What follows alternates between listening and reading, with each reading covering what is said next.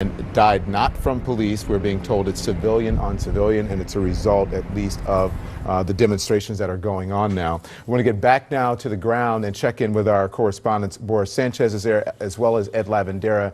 Ed, we're going to start with you. It has been, to say the least, a very raucous night there on the streets. You have been a victim of some of the violence. Where are you, and what's going on? Well, this is the line. The SWAT team lines have kind of flanked out across three parts of the intersection here. This is on the left side, if you will, and then the center side is where the most intense protesting has gone by. Before, we could kind of make our way into both streets, but SWAT teams have now kind of flanked everything off. So they are trying to really get a control on the group that is along this street here, which is called Trade Street, and heads back. We're about a half mile or so away from the police department, and you can see the SWAT officers really starting to get people to disperse and start moving away. So this is what we've seen here, Don, over the last little bit, kind of slowly taking back ground and pushing people and trying to get them to disperse and leave this area for good at this point. So they will continue to fan their way out. And that's what we've seen. It's the other part of this area. The crowd in this area here, Don, has been somewhat mostly controlled and calm for the most of the night, really kind of just trying to witness what was going on. It was the crowd in that middle section of that street that has really caused the most intense and most dangerous problems here tonight, Don. Ed, it is calm at some points, and then some points it gets really violent and anxious there in the crowds. Not long ago, everyone was watching. You were essentially assaulted on camera during Anderson's show. How are you doing, and tell us what happened exactly? Well, we were just doing the report, and I didn't see it coming. I just there was all I heard was someone yelling at me that I needed to, quote, tell the truth. And next thing you know, got kind of blindsided. Now, oddly enough, I'm trying to find the guy. There was a guy that just came up to me a few moments ago and told me he was the one that knocked me out. I didn't see the guy, and he came up to me and actually hugged me and apologized for what he had done. I asked him what had happened, you know, what made him so angry, and he couldn't really explain anything. So, but oddly enough, I've lost him now. I'm trying to find him again.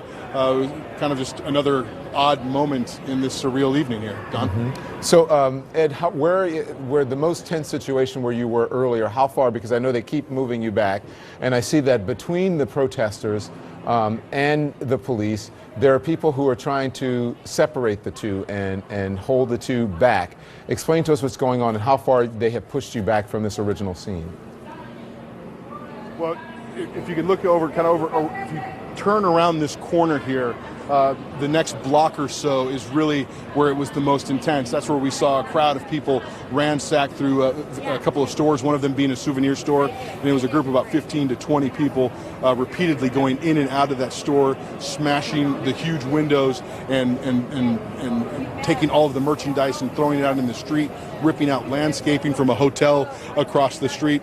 Very intense because there was no police near that situation. By then they were still about 100 yards back up this way. So that was total chaos that we saw unfolding and very unpredictable just down the street from where the shooting took place. And so that without any police presence in there. In fact, there had been a group of two or three fire trucks in an ambulance that were trying to make their way into the area, but they couldn't. That particular area was so dangerous, they couldn't make their way in. If you'll pardon me, Ed, we're going to get back to you. So stand by, because we were speaking about trying to, offer a buffer between the protesters and the police. And Boris Sanchez is with us now. Boris, you're with the public defender, Toussaint Romaine, who has been trying to do that. And we saw that in the video where you were covering, or the live pictures you were covering.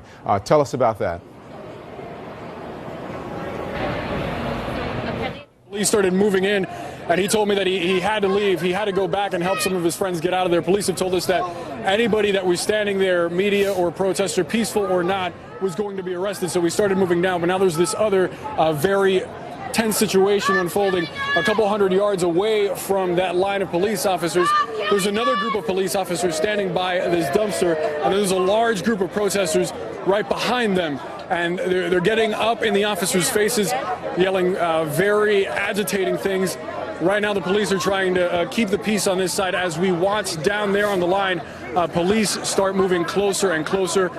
We've been hit by tear gas repeatedly. The crowd would disperse when the tear gas would come out, and then immediately, once it was out of the air, they would come right back. It didn't appear at one point that officers were in control of the situation. They were locked into the Omni Hotel with people banging on the glass, threatening to break the glass, and then they came out, and then it was really when things got out of control. There was a very, very precarious situation. Officers were, face to face with people throwing things at them. At one point, peaceful people, just like that public defender that you mentioned, hey, Boris, got in between officers and tried to block them off. Yeah, Dom. Boris, we're looking at a situation that your cameraman is focusing on, and you see police officers there talking to the protesters. Let's listen to what's going on.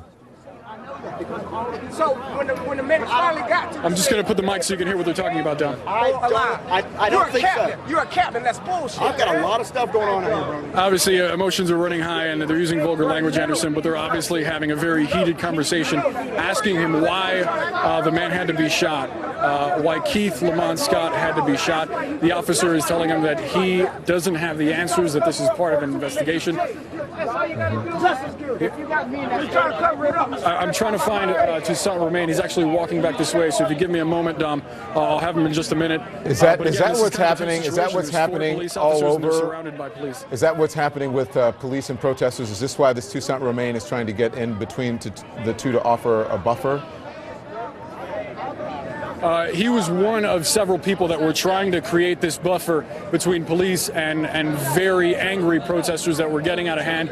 At one point, several people locked arms in front of the police, asking that these protesters calm down and not get violent and not throw things at them. The protesters then went and grabbed those people and pushed them away, and that line of locked arms was torn apart. But again, we've seen people like Toussaint Romain come forward and try to help. He's actually walking my way now. I'm trying to get his attention. Just give me a moment, Dom. I'll send it back to you. That's okay. We'll just listen in here a little bit. And as Boris said, obviously the protesters are upset, and they're talking to police, asking why Mr. Scott had to die. Keith Lamont Scott died yesterday, and with an altercation with police. But again, this is what you're looking at. It's happening on the streets of North Carolina. This has been happening in Charlotte. This has been happening for about 2 hours, at least the tense part of these demonstrations. Before, they were peaceful. Last night, they were not so peaceful. 16 police officers injured last night, and then during the day, it appeared to be fine. And then after that, the situation got a little bit worse. I want to bring in the mayor as Boris goes to look for the film. I'm going to bring in the mayor now, Jennifer Roberts of Charlotte, North Carolina. Mayor, what do you make of this situation? What's going on here? Well, we are working very hard to bring peace and calm back to our city. We know that this is not who Charlotte is. This is not who we are. And we are thinking of the words of the family, of the Scott family, when the wife and family have said to please have peaceful protests, for people not to be violent, that violence will not help bring our community back together. And we are urging people to stay home, to stay off the streets. We are urging people to listen to their community leaders, to their faith leaders, to the NAACP, who issued a statement that said, we do not support violent protests. Violence is not the answer. I feel for our police officers who are working very hard not to respond to repeated provocation. They are working to keep our city safe and our businesses safe and our other protesters safe. They want to work very hard to calm the situation. And so we are just sending this message out to as many folks as possible to please, to go home, to tell everyone that violence is not the answer.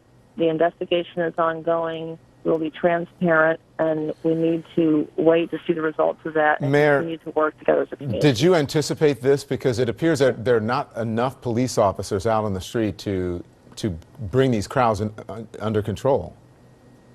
Well, we are monitoring the resource needs. We have many officers deployed. We have others monitoring the situation. We are in touch with our officers in the region who have offered to help out, and we are working through that, through the resource needs, and making sure that we do have enough folks. We will be continuing to monitor that situation, and if the need is there for more, we absolutely know how to increase that presence. Mm-hmm. Have you spoken to the chief of police tonight? Are you getting an update on how they are handling this?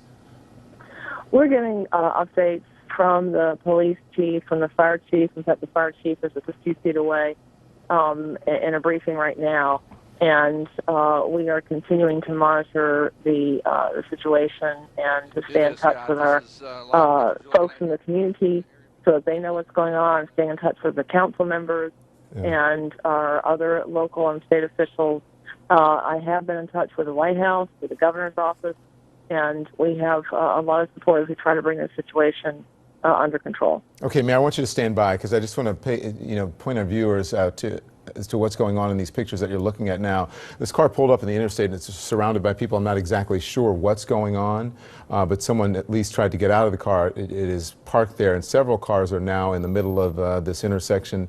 And we're trying to get more information from our correspondents and reporters who are on the ground here. But you're watching CNN, a very tense situation happening in Charlotte, North Carolina last night after the shooting death of a black man who police say was armed. And now at least 16 police officers have been injured in this. One of them injured this evening, taken to the hospital, and also one person has died. The mayor of Charlotte, North Carolina joins us now, Jennifer Roberts. Mayor, I have to ask you, do you know the information about the one person died? They said that it was not a police officer, it was civilian on civilian. What can you tell us about that? That's all the information I have to confirm right now. They have not released the name. We do know they were taken to a hospital, but the victim has passed away, and it was confirmed not to be a police officer, that it was a civilian on a civilian.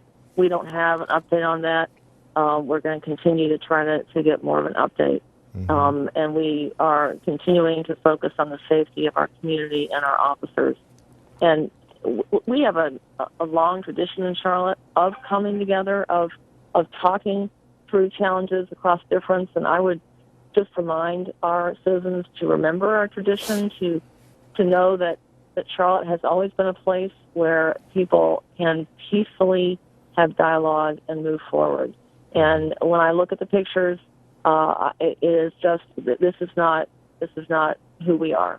And we are working very hard to get past this situation so that we can pull our community back together and continue to be that community that does look out for each other.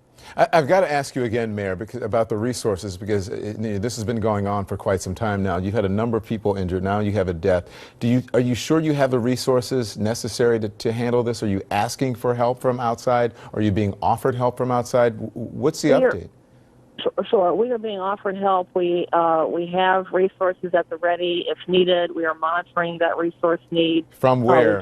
How many officers do you have out there? I don't have a number for you right now. We can certainly get that from the chief. I can tell you that we've been in touch with the Department of Justice, and they're sending 4 people tomorrow from a strategic community policing experience. These are folks who have been to Ferguson, who've been to Tulsa, who have worked with strategic responses in crises like this, and they will be on the ground tomorrow. We are working with the federal government. We know our state troopers are on the ready. We know that the governor is ready to help. We know that other police forces in the area are also ready.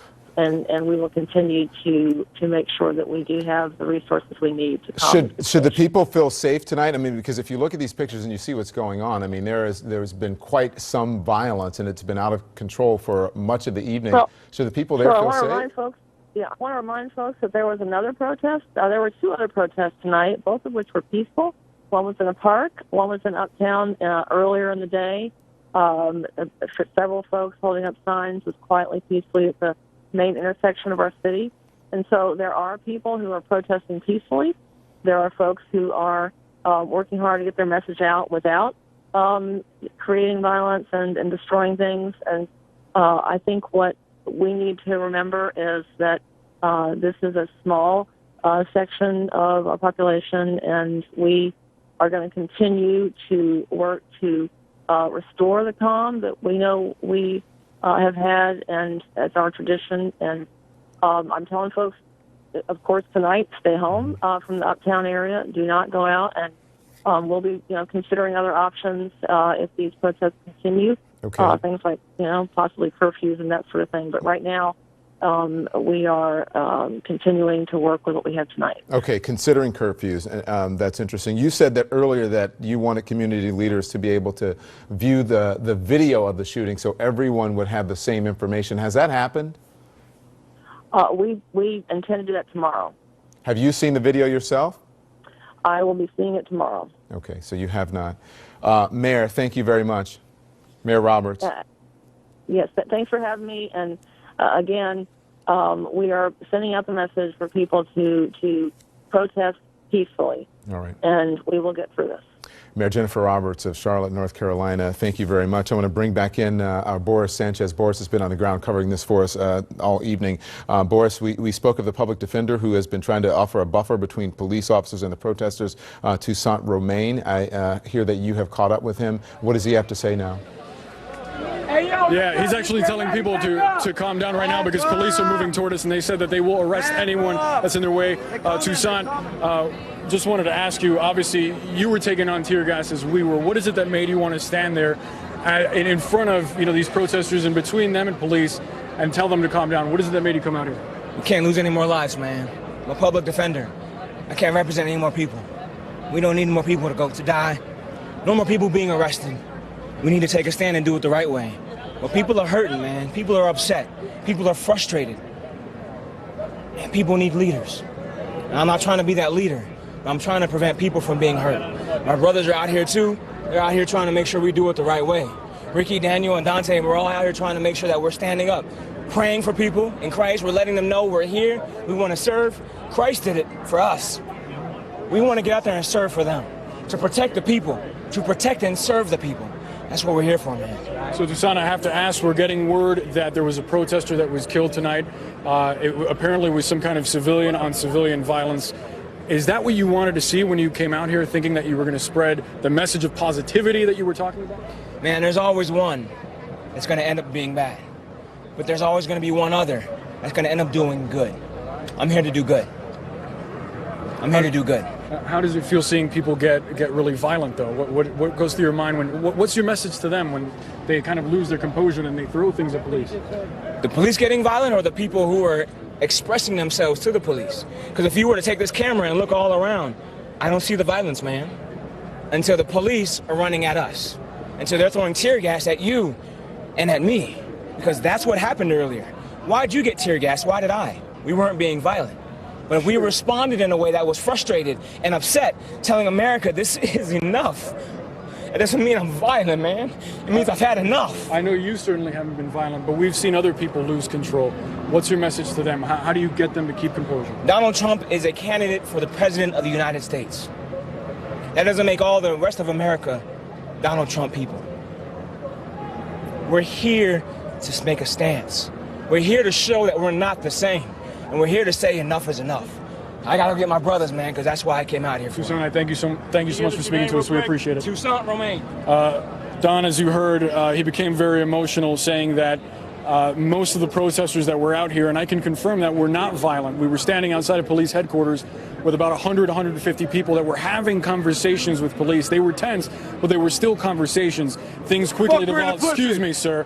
Things quickly devolved and then got out of control when they came here. And Don, I'm just going to send it back to you because obviously some people can't behave like adults. Yeah, there's always ignorance wherever you go, so we'll just continue to move on. Again, we just, Boris Sanchez talking to a public defender there. Obviously, folks there are very distraught. He's trying to tamp down the violence and the anger there, and that's a very difficult situation to be in, especially when tempers are so high there. And I mean, people are angry and they're upset, but this is not the way to do it, as has been said by many people here on CNN, and I'm sure many people who are watching as well. This is our breaking news tonight. There are violent protests in the streets of North Carolina. I want to bring in now the Reverend William Barber. He's the president of the North Carolina NAACP. Reverend Barber, thank you very much. I know you have been watching this. Let me just get your initial thoughts before I give you more questions. Well, certainly we've got to separate the provocateurs from the protesters. The protest is one thing, but those who are engaging in violence is another thing.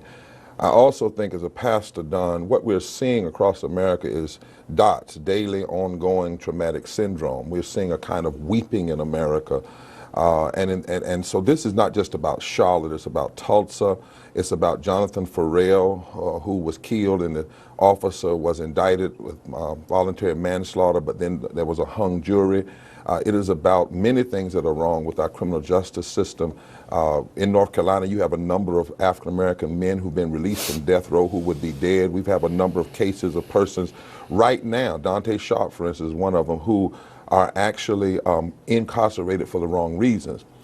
In this particular case, though, we've got to make sure we get the facts. And I was in touch with the U.S. Department of Justice, the mayor, pastors, and other local leaders with the NAACP. I'm headed there tomorrow because first thing, we have to get these tapes out. We have to get the tapes out. What we have done is one of three scenarios.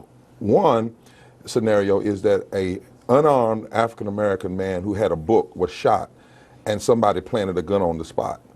That's a possibility. The second possibility is that an armed African-American who had a right to carry a gun was shot. And the third is that an armed man was acted in a way toward the police that caused him to be shot. We do not know. The tapes and the transparency has to come forward. Yeah. And so that's why I'm holding comments until we see the tapes, we get the facts. And we're saying to the protesters, it's right to protest for the transparency, but those who are the provocateurs of violence, you are not serving the cause of the family or the cause of justice. Yeah, so having said that, you want to get all the information out, you want to look at the videotape. The mayor said that she would be reviewing the tape tomorrow along with leaders. So then do you feel that these protesters have gotten out ahead of themselves with the rioting? Because as you said, they have the right to protest, but they don't have the right to riot. Well, I separate the protesters, the legitimate protesters. My daughter, for instance, is leading a protest tonight in Durham, North Carolina, against the kind of violence we're seeing in police violence across the country. It's one thing to have legitimate protests and to call for transparency. Now, understand the city you're in. You're in a city where you had a young college student shot multiple times and there was a hung jury. You're in the city where Donald Trump came through, for instance, and applauded one of his persons who attended his rally for actually hitting and slugging a black person.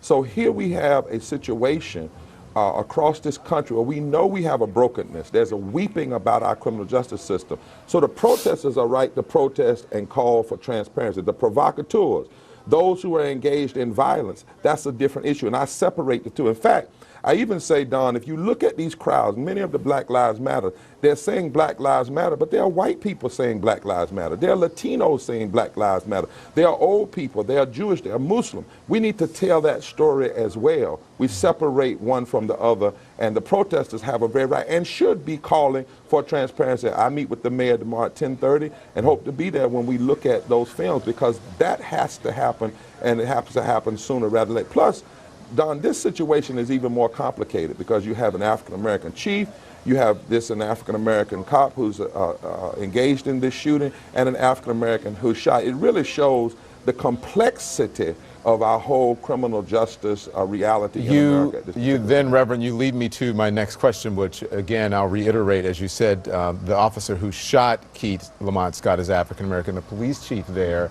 is African-American. And you said many of the protesters that you see in the crowds and the Black Lives Matter people are of all different ethnicities. So is this a racial issue for you? Is it an issue of policing? Is it a combination of both or all of those things? Yeah. Well, I'm glad you asked that question about race, because I think it's time we have a grown-up conversation about race. You know, racism is a power term.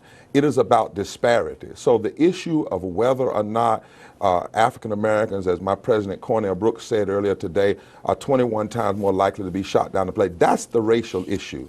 The issue that we do not have the kind of diversity you see in Charlotte in many other parts of the country, that is a racial issue. And so when blacks and whites and others together protest the system, and anybody who participates in the system, I've seen African Americans, for instance, suggest that when you speak against police killing and murder and violence, that somehow you are anti-police, and they are anti-African American. They actually, in doing that, are participating in a form of racism, because it is not, you can be anti-bad police and still pro-police. So this question, as you know, John, of racism is very complex in the American democratic structure. And what we have to do is look at, as I even say, as we judge candidates, look at the policies, look at the percentages, look at what's actually going on with the numbers. So yes, what we're dealing with also is the police culture. I've talked to a lot of police. I have policemen, that's my security, one of the ones who's very much against what he's seeing in this country. And we know that good police do not like bad police engaging in bad shootings, because it undermines the trust and transparency for the entire community. Okay. I want you to stand by, Reverend. I appreciate that. And if we need to get back to you, we will if it's warranted. I want to bring in now my CNN panel, law enforcement analyst Cedric Alexander, the author of New Guardians, The New Guardians, Jeff Rorta of the St. Louis Police Officers Association, the author of The War on Police, and retired Maryland State Police Major Neil Franklin, and Dimitri Roberts is a former Chicago police officer. Panel, thank you so much for joining us. As I get to this evening, I want to read this. This is from the governor of North Carolina, Pat McCrory, and he issued the following statement just moments ago. He says, "I want to assure the people of North Carolina that our SBI has already been assisting the Charlotte-Mecklenburg Police Department throughout the last 24 hours upon a very recent request of Chief Putney. The State Highway Patrol is sending in troopers to further help the Charlotte-Mecklenburg Police Department.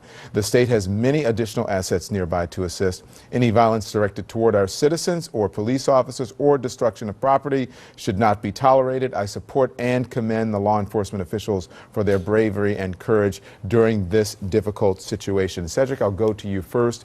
Were there enough police officers on the street to gain control of the situation? Well, I think under the circumstances in which they were working, you have to be very methodical. You have to put the number of police officers out there that's needed.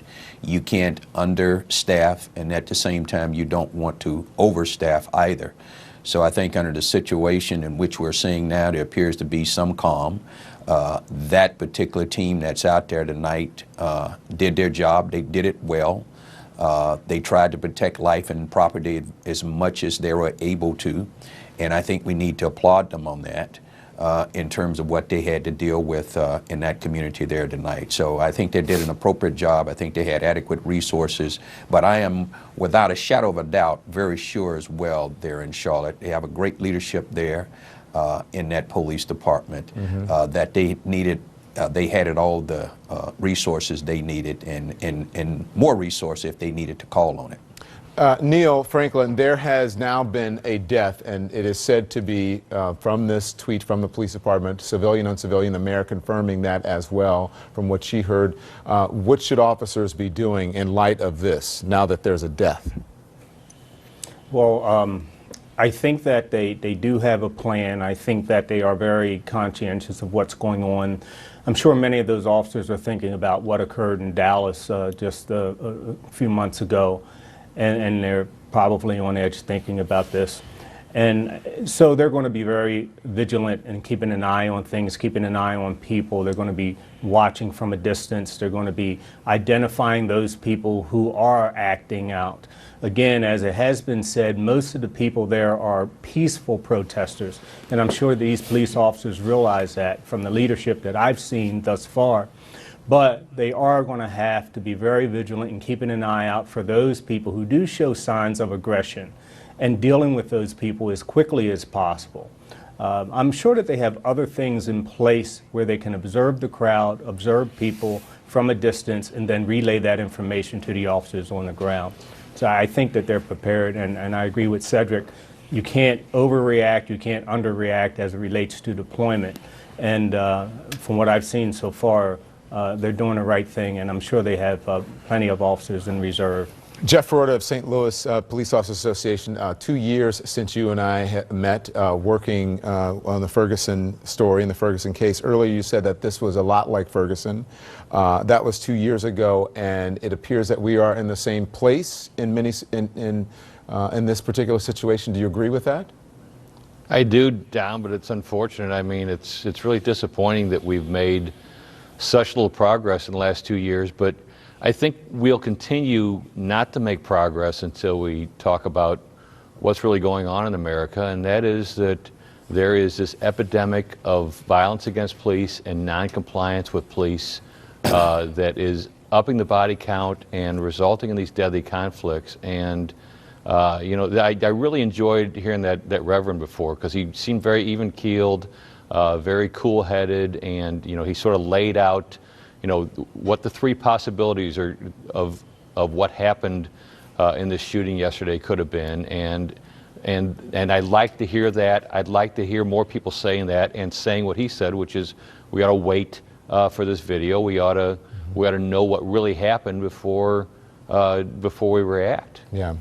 Stand by. Was that the camera shot we had before? Was that a live picture? It appears, yeah. There's a fire had been started. If you look underneath the tree, in the top left-hand side of your screen where it says Charlotte, North Carolina, 10:32 p.m., there's a fire that's being started there by some of the protesters on the ground, and you see some of them running. I'm not sure if police officers are chasing them, but that is what the situation that you're looking at now. And again, we're going to continue to follow this for you. We're looking at live pictures now from Charlotte, North Carolina, in case you're just joining us. Last night there were 16 officers who were hurt. Tonight we're hearing that there's one. We're also hearing there is a death here from one of the protesters, as they put it in their terms, civilian on civilian. Interesting. Let's follow up on what Jeff said, Cedric Alexander. He said that there is across the country, the police officers, civilians are not complying with police officers, and that police officers are being targeted. Is that the entirety of this situation? Well, that's a piece of the situation. I think we have to look at it in a much broader context historically here, Don, in the sense that police in communities of color have been strained for a very long time, long before the Michael Brown incident. But if we bring it up to 2016, where we are today, and we look over just over the last couple of years, the amount of footage that we all have seen that has been very questionable, that has created a great deal of pause and frustration and anger with the community and with the police community as well. It certainly has been very, very tough. And one thing that I'm struck by is the fact is really how much gain have we really made over the past couple of years, because every time we have one of these incidents where we have an event where a civilian is killed by police, it creates, again, continue to open up these sores. But the reality of it is that we certainly do have to wait for a complete and full investigation to take. But what makes that very difficult for the American people, and all the American people, not just black people, but all the American people, is that we see these events over and over, and they appear to be very frequent, and the victims always appear to be black males. So that's the dilemma that we're in, that we're struggling with. And how do we, it is a very real perception of some injustice, of something happening in the criminal justice system that just does not seem to be fair. And whether that's true or not, that comes to perception of people who live in this country. So if you talk to some of the protesters and to at least some of the leaders of this movement, or the people who are very active in the Black Lives Matter movement, they will say, well, it doesn't appear that peaceful protests work. So if the peaceful, in many cases, if the peaceful protests don't work, Neil Franklin, and the violent protests don't work, then what is one to do about these, to rectify these situations? Well, this is where we have a great void of leadership in this country on many different levels. Our leaders in our towns and in our cities and in our states should be moving this issue. They should be hearing the people, but apparently they're not hearing them well. they should be taking a charge to do the things that need to be done.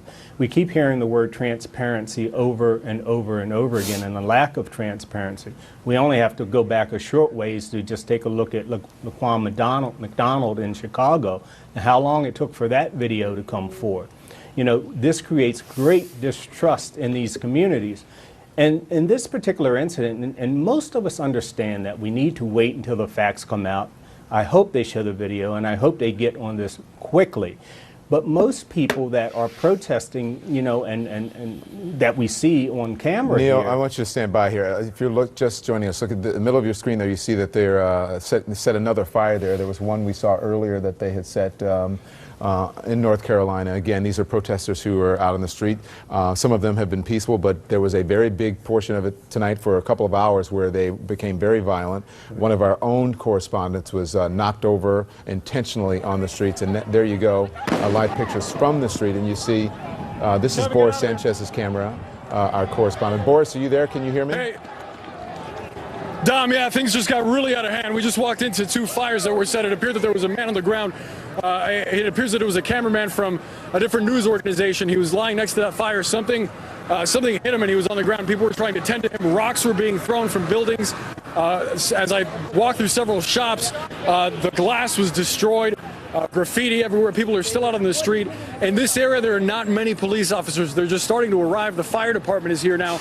I can see at least two fires, one of them on the street, another one what appears to be a planter on the side of the street. There's no real police control here. There's a couple of officers, and I'm hearing another loud boom in the distance. We just got tear gas thrown at us, and we're starting to move away again. It appeared that things had calmed down for a moment, Don, and then as we turned around, it was just, again, things totally out of control. I'm not sure what happened to that gentleman that was on the ground, but he was clearly incapacitated. He couldn't get up on his own. Fortunately, he was cleared out of the way before that loud boom from the tear gas. We're trying to move to get a better vantage point, but it looks like police are concentrated down the street from here, close to that intersection where the protest was going on earlier. And as we moved away, things are out of hand because there are still protesters out here, Don. We're going to keep watching the situation and get back to you when we find out what happens next. Okay, Boris, you said that was it a cameraman or something from another network or from another station? Yeah, it looks like he was either from a local station or from another network, but he was on the ground right in front of the fire. He was clearly incapacitated. He couldn't get up on his own. His camera was on the ground, and people were around helping him up. I heard people yelling. I saw people running. I didn't see exactly what happened to him, but he had to be helped up. He couldn't get up on his own, and we're still watching to see what happens next. No justice, no peace, no justice. All right. Thank you, Boris. Again, protesters are upset. As you can see there, people are upset. People have been saying no justice, no peace, and also stop killing us, screaming on the streets of Charlotte, North Carolina. We spoke to the mayor earlier, who reassured us here on CNN. She said that everything was under control and they have the resources that they need, and we will watch and see. And if we can hold her to that this evening here on CNN, we're going to be live until we have to. And we have been talking to our panel as well. And now I want to bring in the Congressman Gregory Meeks. He's a chairman of the Congressional Black Caucus PAC, and he joins us now live. Congressman, what do you think of the scenes that you're seeing playing out live on CNN this evening? Well, Don, clearly, I agree with what Reverend Barber said.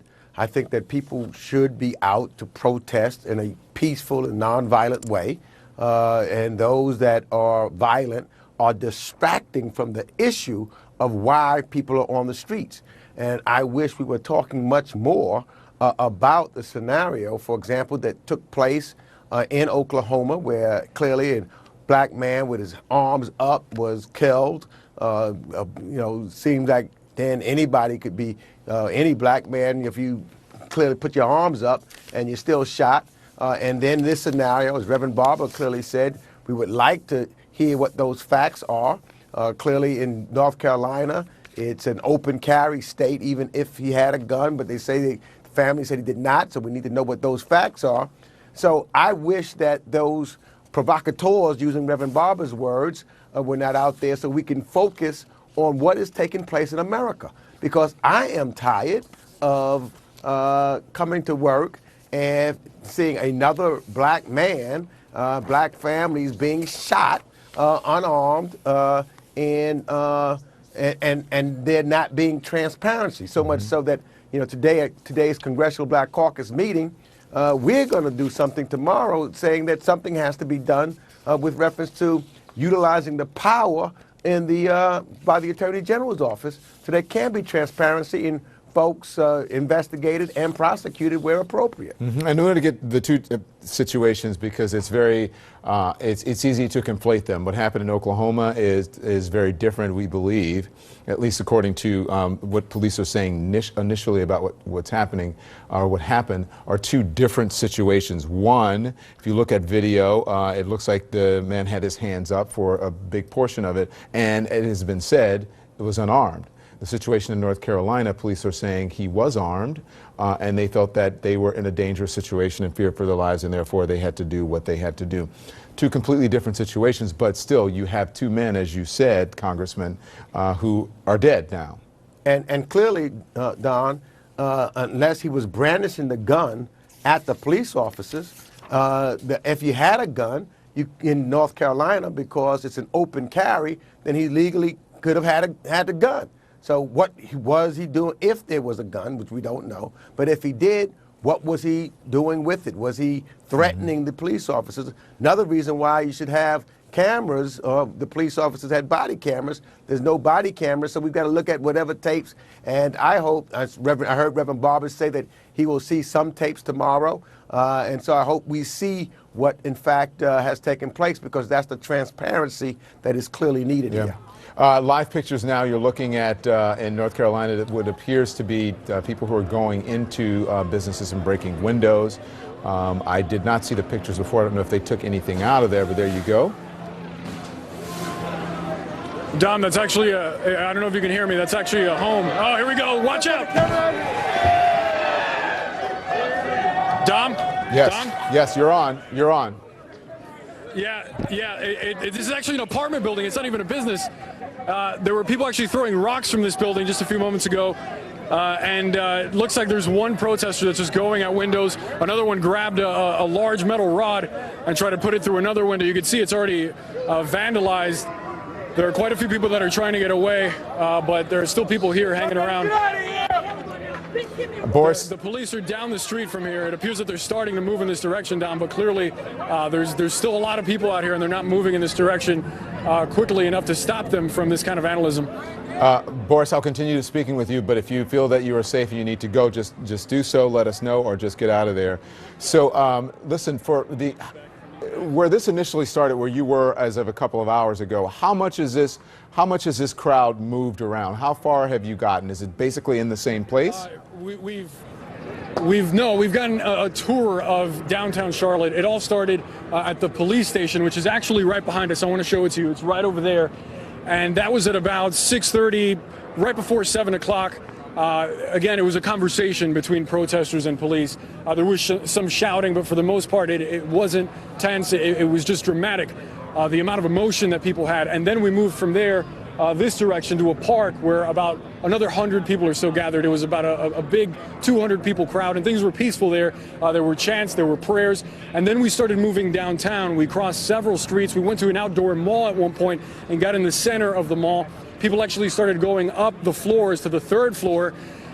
We came out, we started walking around again. We went back into the mall, and then the second time when people got to the third floor, that's when things got really violent. They started throwing trash cans over and into the alleyways where people were walking.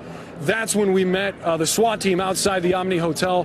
When the SWAT team went inside the Omni, the protesters followed them there and started banging on the doors, banging on the glass. And police responded in kind. They came outside, and there was just a confrontation between people, and that's really where the tone of things changed. We started seeing fewer peaceful protesters and more agitators. I'm trying to get an idea of exactly where the police are right now. It appears that they're down the street. They started clearing an intersection with people just about an hour or so ago, launching tear gas into the street, arresting agitators, bringing them behind the line and arresting them. But as the line has moved down, there are more and more people that are starting trouble. We've seen several businesses that were broken into. There was a Charlotte Hornets fan shop that was ransacked, and there were coat hangers and debris all over the street. And as we kept walking down, there was broken glass, and now they're obviously attacking homes as well. Just a moment ago when we left you, there were some fires. You see the debris still there. The fire department came out and put these out. There's still a sizable crowd, fewer than 100 people. I would say between 70 and 100 people that are out right now. They're not only violent towards the police and destructive of property, they've also been hostile toward the media. Just a few hours ago, my colleague Ed Lavandera was shoved down to the ground. There was a moment where I thought somebody was going to assault me as well. So obviously this crowd is not the peaceful crowd that, for example, the wife of Keith Lamont Scott asked for tonight. She put out a statement, Rakeia Scott, saying that she wanted the crowd to be peaceful. She wanted people to exercise their First Amendment right and voice their displeasure with what she feels is injustice. Clearly, that's how it started. That's not what we've seen here unfolding tonight, Don. Yeah, Boris, don't go anywhere because I'm going to keep you here. Again, I just want to read the statement exactly for what you said as we keep up these live pictures here. Keith was a loving husband, father, brother, and friend who will be deeply missed every day, Rakeia Scott said. As a family, we respect the rights of those who wish to protest, but we ask that people protest peacefully. Please do not hurt people or members of law enforcement, damage property, or take things that do not belong to you in the name of protesting. Clearly, that has not happened. Her words have gone unheeded and unnoticed tonight, it appears, in Charlotte, North Carolina. Boris Sanchez, I want to get back to you now because you said you're across from the police station, but you see no visible presence of police officers, or at least no uniformed officers where you are? Right now, where we're standing at this intersection, I don't see any. There was a police vehicle here just a moment ago, but it moved. From what I can tell, the police officers are down the street. We've actually been moving back toward the police station that is over to our left. On this side, there was a line of officers, and they started moving and pushing the crowd further and further back. The crowd started to disperse, but obviously there are still people here. And if I look in the distance, I'm just going to step aside for a moment, and it looks like the police are standing in a line down there. They've been very slow to come this direction, but obviously the smell of smoke is still in the air. The violent element of this crowd has started to move, and from what I can tell, police are not moving with them. There have been several arrests tonight. We've seen several people get hurt, and it's unclear just the extent of the damage. Obviously, we'll find out tomorrow. But Don, I can tell you, this is not, again, a peaceful protest. How this began, how this started, the dialogue that we initially saw between community members and the police quickly devolved into people throwing rocks and an agitation between police officers and the people in the street, Don. It has turned violent. We can say that there were looters. We can say that there were people who were damaging and being destructive of property. There are people who have assaulted people, one of our very own on camera. Our Ed Lavandera and our Boris Sanchez has been out on the street and actually has had personal confrontations with some of the people there.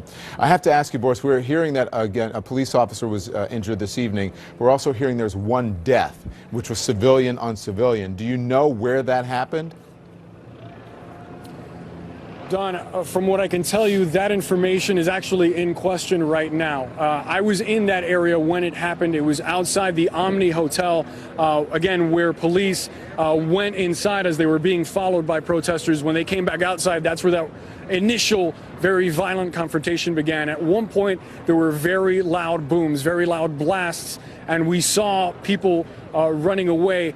At one point in that back and forth with tear gas, I ran into a woman who showed me a video of a man on the ground bleeding profusely from the head. She said that man was hit. She believed by a police officer. The information that we've gotten from the chief of police is that it was a civilian on civilian incident. But again, this information is still coming in and it's unclear. And I have to tell you, Don, one of the things that frankly has poured gas on the fire of this situation is the fact that people are reading about this incident on social media. There are rumors going out, there are videos going out, and I heard several people say that, things that were incorrect, that the police were going after this guy, even though we've gotten confirmation that that was not the case. Again, this information is still coming in, but it fueled the fire, the emotion that was in the street. I saw a woman crying, reading that news out loud, saying it to people that were very angry, yelling, agitating things at police.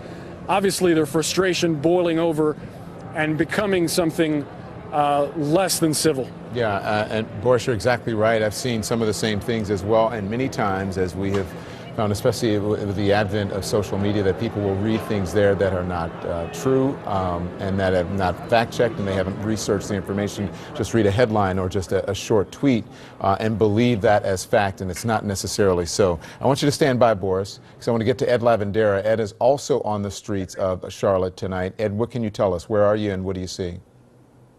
Well, we are making our way back toward a little bit much closer to the police station on witnessing that stretch of road where the most intense violence has gone down, and we see the line of SWAT officers away down the street, and there is still a group of about 100 or so protesters, and right now there's a small group of them continuing to smash out windows. No officers able to make their way into that particular area. There have been some fires set in some trash cans and on the street. I think Boris has probably mentioned some of the latest. Hey, Ed, can you stand by, please? I need to read something, and I'll get back to you. And this is from the city of Charlotte, from their official Twitter account. It says, correction update. Again, correction update. Civilian who suffered gunshot wound during protest is on life support, critical condition, not deceased. Again, that is an update from the city of Charlotte from their official Twitter account. Civilian who suffered gunshot wound during protest is on life support, critical condition, not deceased. Initially, we were told by the police department and the mayor, again from the official accounts, that there had been one death from a gunshot, but again we're told now that officially that person is on life support from that gunshot wound and is in critical condition. CNN's Ed Lavandera is on the scene, and Ed, as we were looking at pictures as you were speaking, we saw police officers trying to correct the situation, moving in on these demonstrators tonight. Many of them, some of them there peaceful, but many of them there as violent protesters. Oh, no question. There's still, I was just starting to say that there's a small group of them. There's a Hyatt House Hotel and some storefronts on the bottom part of that building along this street, and you can hear them throwing large rocks and trying to smash out the windows there. No real police presence trying to move in to stop this particular group at this point, but there's probably still about 200 or so people in this area where I'm at, still causing a great deal of trouble, extremely violent. We were making our way back toward this area just a little while ago, and there were a group of officers moving around on 2 or 3 four-wheelers, and all of a sudden you started hearing these massive rocks being thrown at them, crashing around them. Very difficult situation, Don, because you just have, in the darkness here and with the crowd of people, you have no idea where these rocks are coming from or where they're going to land. So, that makes this situation incredibly treacherous for the officers working the ground here, as well as for anyone else just kind of walking the streets at this point. Although people who are left here on the streets of Winston, they continue making the announcements that they need to leave the area. But this last group of people here, extremely hardened and not in any rush to leave the area at all, to say the least. Is Neil Franklin still with us? Do we have Neil? Is he standing? Neil, I want to ask you, Neil, I spoke with the mayor, and the mayor said that they were considering the possibility of a curfew. Should there be a curfew at this point? Well, I don't know. We went through that in Baltimore, and I still have my reservations about what occurred in Baltimore. I think it's more important that we get our community leaders and other city leaders to come out and talk and mix with the people and manage to calm that way. A curfew is pretty extensive, and it can cause other problems, as we've seen in Baltimore. So that we need a really good assessment to that.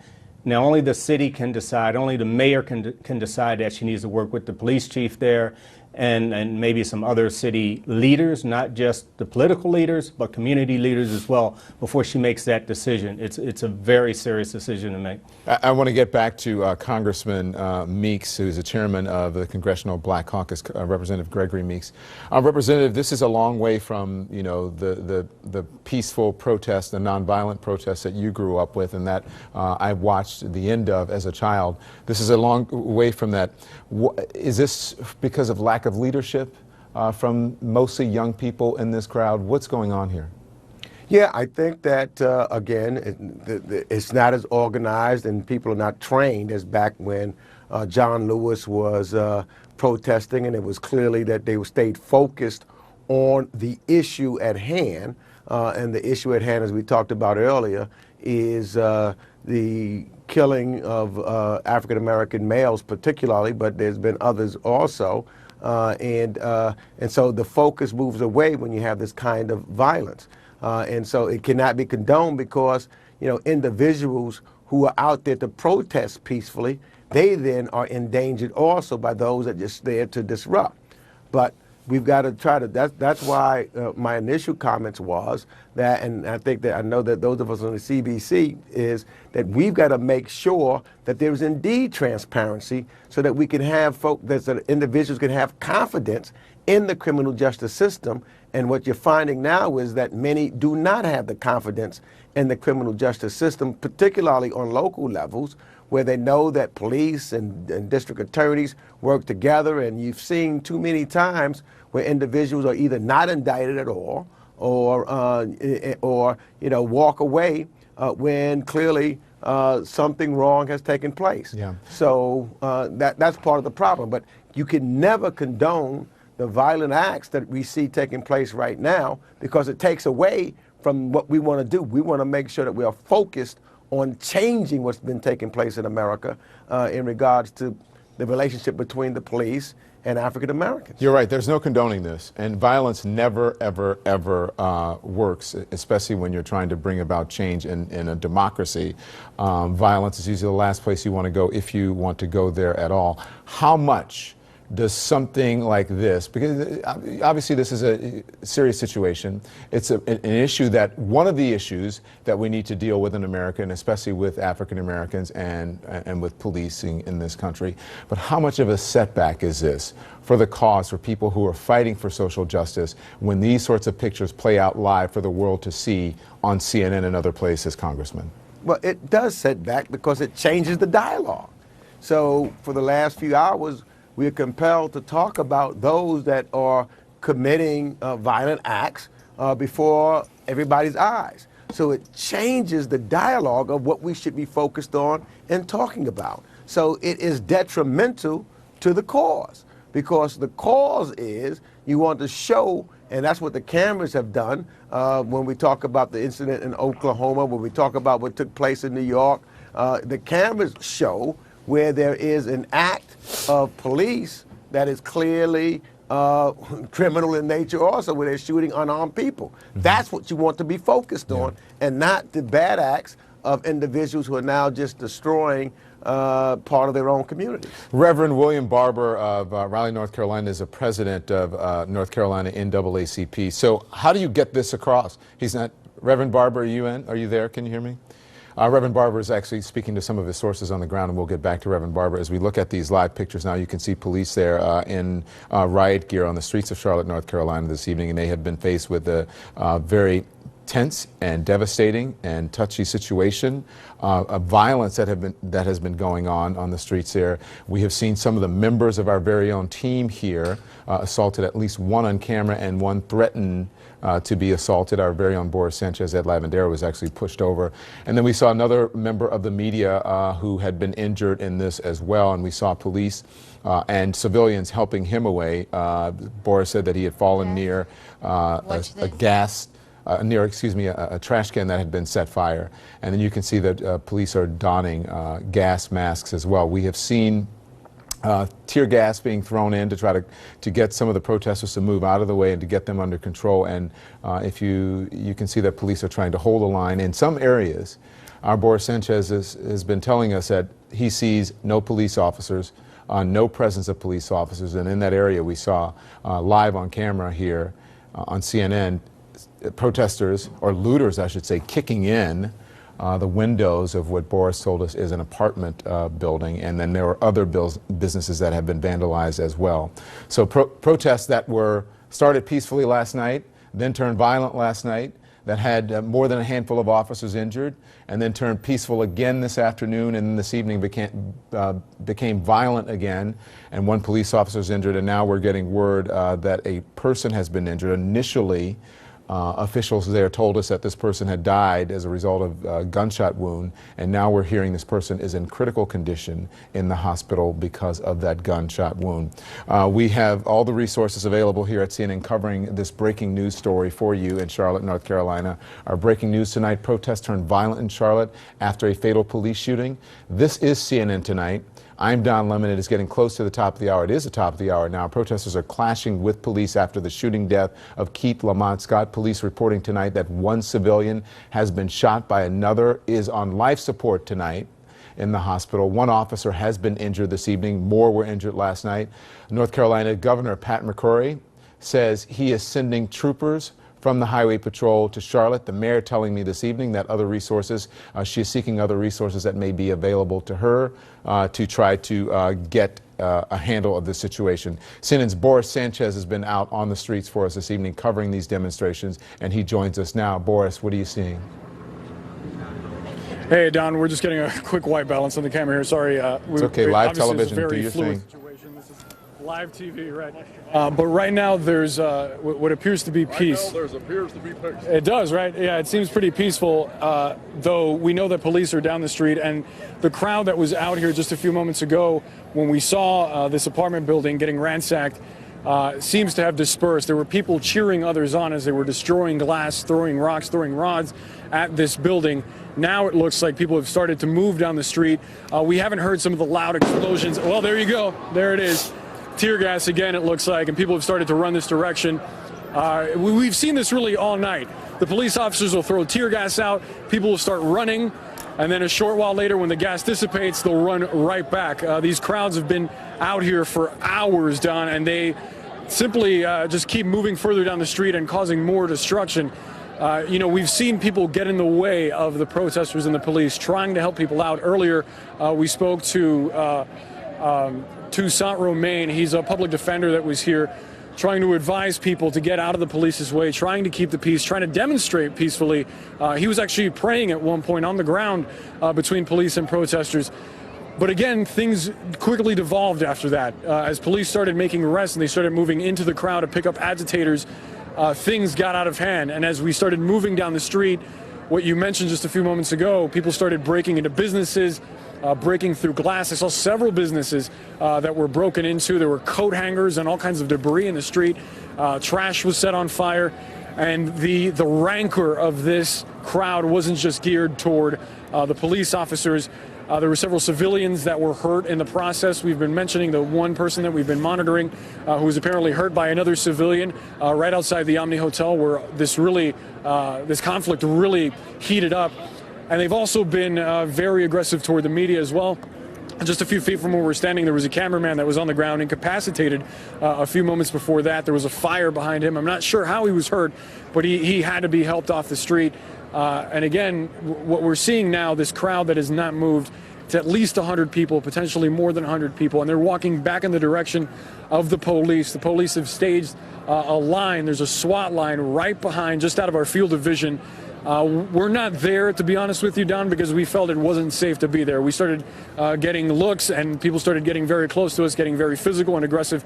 So we decided to move a little bit further out. I think when things calm down, if they calm down and we don't see any more tear gas, we might try to approach it again to get a clearer picture of what's going on, Don. A couple questions, Boris. So let's talk about the injured officer. Do you know where that happened? We understand that he has been taken to the hospital. He or she has been taken to the hospital. No condition on that officer. That's this evening. Other officers were injured last night. Right, Don. So we're getting a picture right now. It looks like people are scampering out of there. I'm sorry.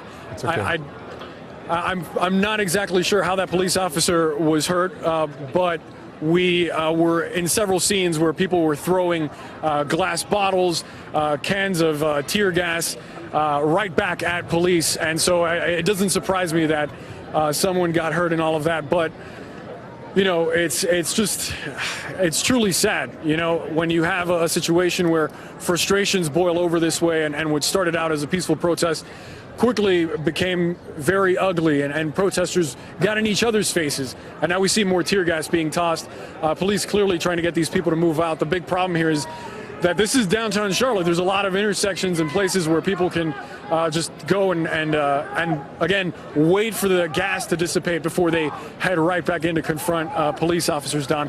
Okay, and let's talk about the civilian, the protester, who we're now being told, go ahead, Boris, what are you seeing? Yeah, there are just more and more explosions getting closer and closer to us. It's obvious that the SWAT teams are moving further and further in. From what we can tell, it looks like some people are starting to dissipate. There are other people that are just getting beyond the gas, again, just waiting to get close to the police again. From what I can tell, they are moving in, Don.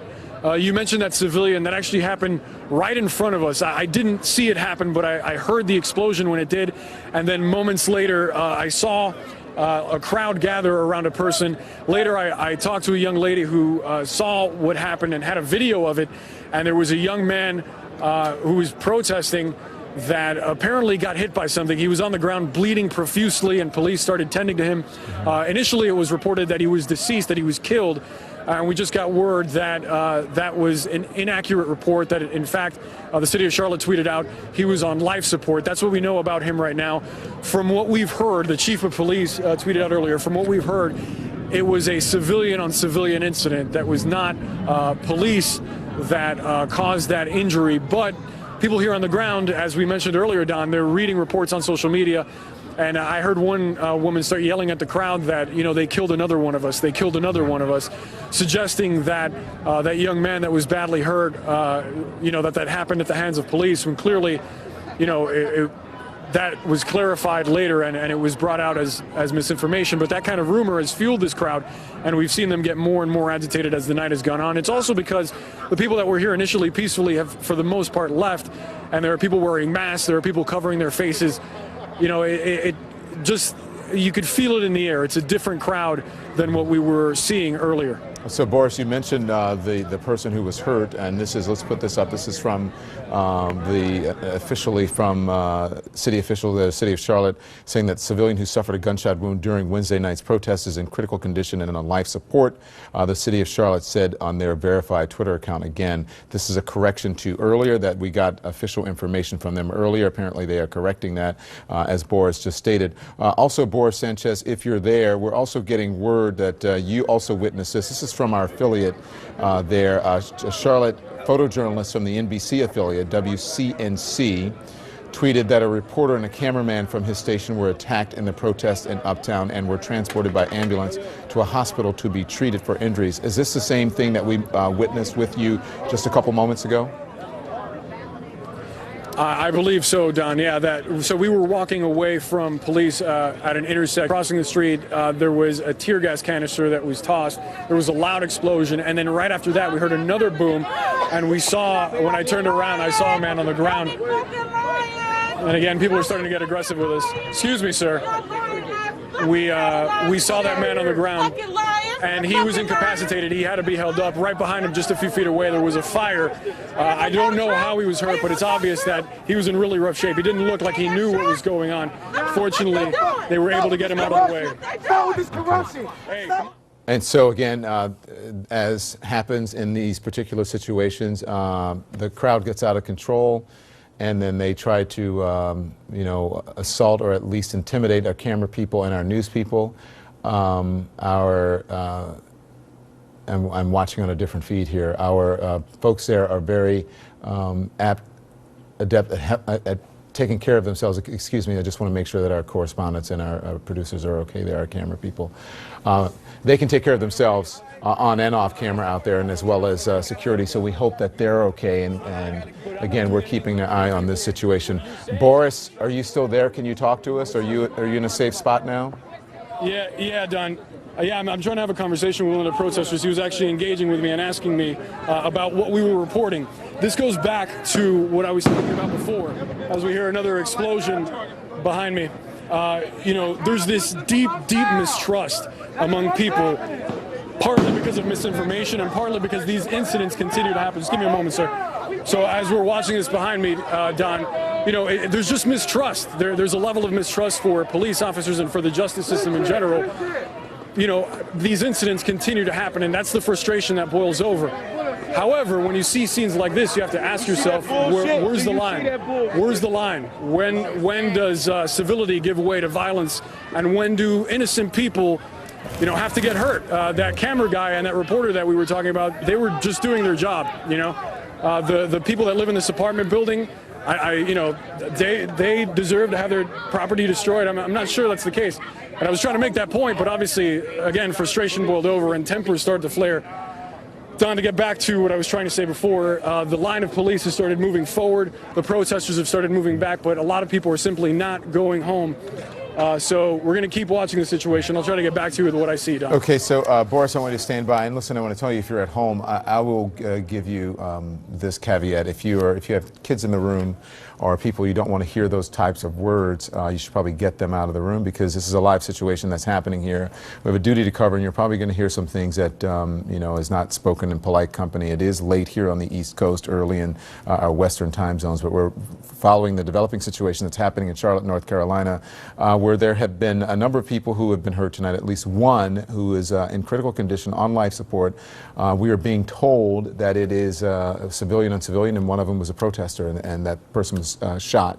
The injury is from a gunshot wound. We've also seen a news person, a photographer, we believe, from an NBC affiliate there, who was hurt, who was attacked on camera, and has been taken to the hospital. And we're also hearing that one officer has been injured this evening. That officer has been taken to the hospital as well. And as we know, there were more than a dozen officers who were injured in similar protests in the same city last night. As we watch our crews out in the field and they get more information, we want to bring it back here, continue to watch these pictures. And I want to bring in my law enforcement experts here. Law enforcement analyst Cedric Alexander has been joining us here for the bulk of the hour and is going to continue on with us here for CNN for as long as necessary. Jeff Werda of the St. Louis Police Officers Association is here as well. Retired Maryland State Police Major Neil Franklin is with us, and Dimitri Roberts is a former Chicago police officer. Dimitri, I want to bring you in and talk to you about this particular situation. As you're looking, as a former police officer, you're looking at what's happening on the street. Boris Sanchez is saying in some areas there's no police presence. He sees no visible police, no uniformed police at least, and people are, you know, breaking windows, and also he's being harmed in certain situations, or at least being threatened to be harmed. Well, understand, Don, that the police resources have to be used sparingly, they have to be used appropriately, and they have to be used in a manner that allows the police department to engage where necessary. You see the line that they're holding. They're doing a very good job. I think that the leadership in Charlotte has put forth a new way to deal with these situations, as we see those officers standing their ground and not being as aggressive as we've seen in some other situations, but they have to be very specific in their deployments. A few broken windows does not equal over-aggression. It does not equal something that police should be engaged in at this moment, because it's a petty property crime. Not saying that people's property doesn't matter, but lives matter more, and the safety of those officers, as well as even the protesters and the rioters, is very important as well. And I think that we see these officers standing in that gap and doing what they're supposed to do in these moments. Jeff Ferrota, but I'm also hearing from people who are saying, listen, the mayor and whoever's heading the police department here, this is about law and order. They need to gain control back of their city. Yeah, it is a police problem, not a political problem, Don. You know, these things go a lot better when the police commanders are on the ground, are allowed to make the tactical decisions moment by moment, instead of politicians making political decisions from a distance. So I hope what's happening in Charlotte is that the police commanders and the tacticians on the ground are allowed to handle this very dynamic, frenetic situation. As you know, Don, it's like a rugby game. The ball keeps moving up and down the field, and it's really hard to contain and control. If you're a citizen of Charlotte, North Carolina, surely you are of concern, as are people around the country here. But if you live in that immediate area, then you're worried about your safety, Cedric Alexander. You want police to contain this. Of course, you know, this is a right for everyone to protest. You don't have the right to riot, but you want some control, especially if you're in that situation and you live there and people are kicking in your door. Well, absolutely you do, and because in the morning, people in that community who live in and around that uptown area are going to come in an area and see a very different city than what they left it this afternoon. So people who live in and around that community, they certainly want to feel safe. They want to be safe. And Charlotte Police Department is providing that safety with the resources that they have available. And I think the way that Dimitri articulated the utilization of those resources is right on point. So everyone want to feel safe in Charlotte tonight and tomorrow. And I'm very certain and very confident that the police department and its leadership there is going to be there throughout the night, will be there tomorrow to make sure that people can safely come into their places of employment if they happen to be open, and to be able to move in and around that city in a way in which they feel some public safety. I was speaking earlier to Congressman Meeks and also to the Reverend William Barber, and they were talking about how much this muddies the message and sets this movement back. According to the protesters, from our folks here on the street, protesters and organizers who were there in Charlotte earlier tonight are telling our producers that the protesters mainly went home after things turned violent, and this is only the troublemakers who are out there now. But how do you separate the two, Neil, if you're watching from home, or if you're a police officer, or in the minds of the people who are at home, they're one and the same, correct? Well, it is difficult to separate the two, but one thing that there's a pattern that we tend to see as we go from city to city, whether St. Louis area or Baltimore, is that as you get later into the evening, most of the peaceful protesters do go home. You know, most of the peaceful, organized protesting occurs during the daytime. And then as you get later in the evening, you have more bad actors who are coming out under the cover of darkness. They don't want to be identified when they commit these crimes. And on top of that, Don, I just want to say to Boris and your camera crew there, I understand the importance of the work that they're doing in getting this footage for the viewers. But the fear that they spoke about, and the injured cameraman from the other affiliate, you know, respect that fear and make good judgment calls. When, you know, if you feel that you need to back up, then back up. Don't put yourself in danger.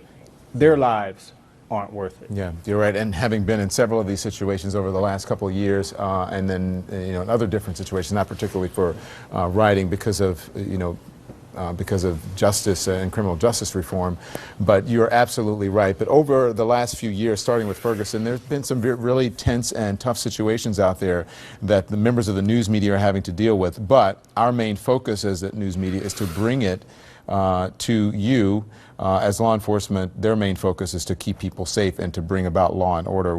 We want to bring this to the public so that they can see it and make their own judgment about it. I do have some new information. As you saw earlier, here on CNN, Boris and his crew were out in front of the Hyatt House Hotel when you saw some of the tear gas being thrown, some of the objects being thrown, and really, you know, all hell breaking loose. We're being told that a valet at the front desk and a front desk attendant at the Hyatt House in downtown Charlotte were punched in the face by protesters. That's according to the Hyatt House hotel manager. Protesters came in the front of the hotel, used bricks to bust out windows. The hotel is currently on lockdown, and guests have been advised to stay in their rooms. So as we said here, Jeff, the people there want to be safe, and the protesters, or the people who are out here now, want to cause trouble. And so that is the situation that we're in now.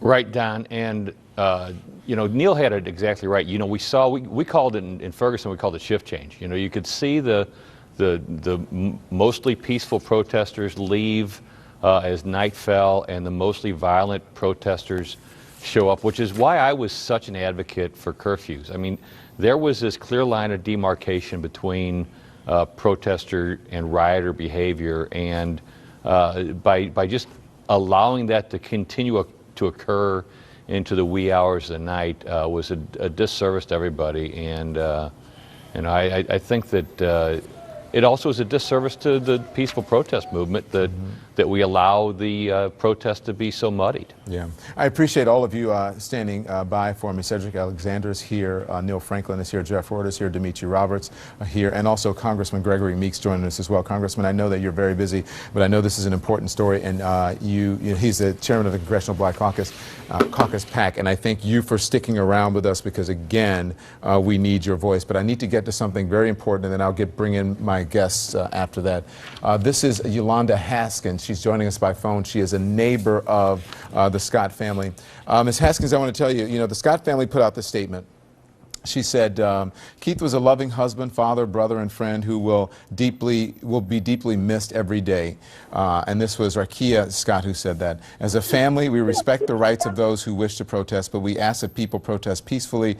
Please do not hurt people or members of law enforcement, damage property, or take things that do not belong to you in the name of protesting. And now we have this. What do you say, Yolanda? Yeah, I say that the people of Charlotte is doing this all the wrong way.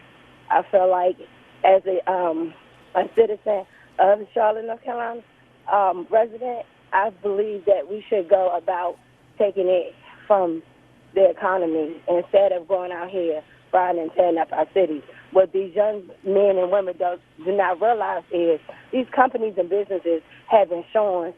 So what's the use of you tearing up something they're going to rebuild back in a day or two? We need to go about going through the judicial system and the economy and hit them where it hurts. We can't voice our opinion by being violent and being ignorant. This is an ignorant move at this moment, and it shouldn't be like this. Yeah. Mr. Keith will have this, so why would they do it? He can't voice his opinion right now. Yeah. He can't never voice his opinion because he's gone. We can't get that back. I understand that we all are angry, but we have to take it another route. If we want to make change, we got to do it ourselves. But how can we do it if we keep putting money into the system?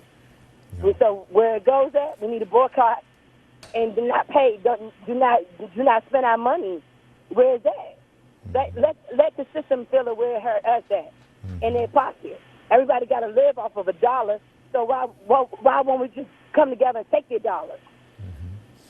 Yolanda Haskins, thank you so much. Yolanda Haskins is the neighbor of the Scott family, and she is saying, listen, there should be an economic boycott until change is made in Charlotte, North Carolina, or in the state of North Carolina. I want to thank her for that, but I want to read this. It was just in the CNN. The governor of North Carolina, Governor Pat McCrory, has declared a state of emergency upon the request of Charlotte-Mecklenburg Police Chief Kerr Putney. The governor has also initiated efforts to deploy the North Carolina National Guard and the State Highway Patrol to assist local law enforcement. As I bring in now Congressman Meeks again, who joins us now. He is the chairman of the Congressional Black Caucus PAC. Congressman, now a state of emergency in North Carolina declared by the governor. This is just the beginning, it seems. I hope this is the end, and those individuals who are committing now acts of violence, destroying property, which would deprive people from going to work tomorrow and earning their living, that they do not return to the streets, and to allow people who are upset at what has taken place to peacefully protest. That's what has to happen. So you do have to, make sure that there's a clear division between the two. And we want to make sure, though, that no other innocent lives are lost and or seriously injured. And so that is of deep concern as we move forward. Mm-hmm. You said it's the end, and maybe you're correct, that this is maybe it's the beginning of the end of this. If it's a state of emergency, that means more resources will be moved into to Charlotte, North Carolina. Are you happy with that, Congressman?